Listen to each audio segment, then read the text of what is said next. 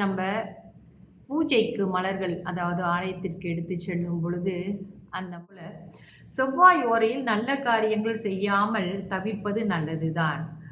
எந்த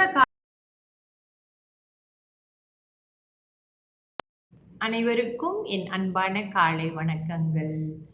நம்ம பூஜைக்கு மலர்கள் அதாவது ஆலயத்திற்கு எடுத்து செல்லும் பொழுது அந்த மலர்கள் நல்லா பூத்து மலர்ந்து மலர்ந்த மலர்களாக இருக்க வேண்டும். வாடிய மலர்களோ அதாவது அல்லது வாசனை அற்ற மலர்களையோ நாம் இறைவனுக்கு எடுத்து செல்லக்கூடாது.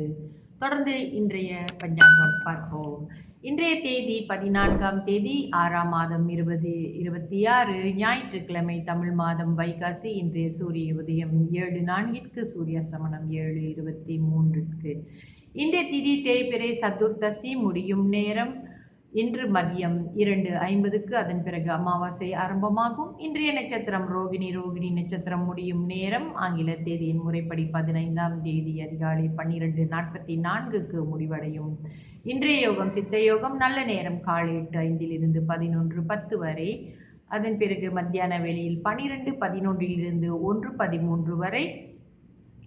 அதன் பிறகு 3:16 4:18 வரை. ராகு கால நேரம் மாலை 5:50 7:23 வரை. யமகண்ட நேரம் மதியம் 1:13 2:45 வரை. கூலிகன் மாலை 4:18 5:50 வரை. சந்திராஸ்தம ராசி துலாம் ராசி அன்பர்களுக்கு இன்று சந்திராஸ்தமம். இவர்களுக்கு நாளை காலை சந்திராஸ்தமம் 11:11 முடிவடையும்.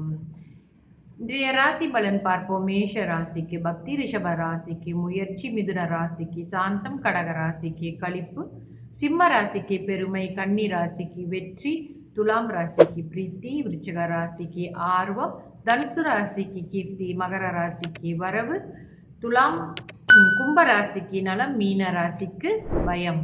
தொடர்ந்து சுப ஓரைகள் பார்ப்போம். சுக்கிர ஓரை காலை 8:05 9:07 வரை. புதன் ஓரை காலை 9:07 10:08 வரை. சந்திர ஓரை காலை 10:08 11:10 வரை. குரு ஓரை மதியம் 12:11 மதியம் 1:13 வரை.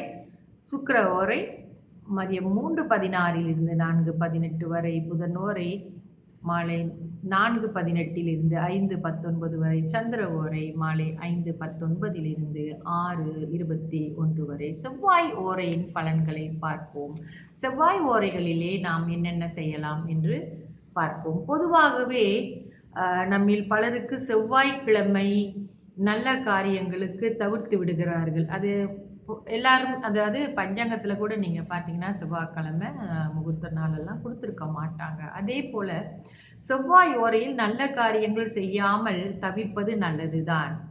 எந்த காரியத்தை செய்யும் போதும் நாம் பேசுகின்ற பேச்சுகளோ நமக்கு இடைஞ்சலாக ஏற்படுத்திவிடும் என்பதால் இனிய சொற்களையும் நேர்மையான வார்த்தைகளையும் பயன்படுத்தினால் கெடுதல் வராமல் தவிர்க்கலாம். அப்படி செவ்வாய்க்கிழமை நம்ம ஏதாவது ஒரு புதுசாக ஒரு ஆளை சந்திக்க போகிறோமா, இல்லை வேலை விஷயமா நம்ம ஒருத்தவங்களை பேட்டி காண போகிறோமா, இல்லை நம்ம ஒரு பேட்டிக்கு போகிறோமா அப்படின்லாம் சொன்னால் நம்ம பேசுகிறதுலாம் ரொம்ப பார்த்து பேசணும். அப்படி எல்லாம் கொஞ்சம் அந்த கிழமைகளில் மட்டும் நீங்கள் நிச்சயமாக உங்களுடைய பேச்சு இதெல்லாம் கவனத்தில் எடுத்துக்கிட்டது நல்லது. சாந்தமாக இருக்கிறது நல்லது செவ்வாய்க்கிழமைகளில்.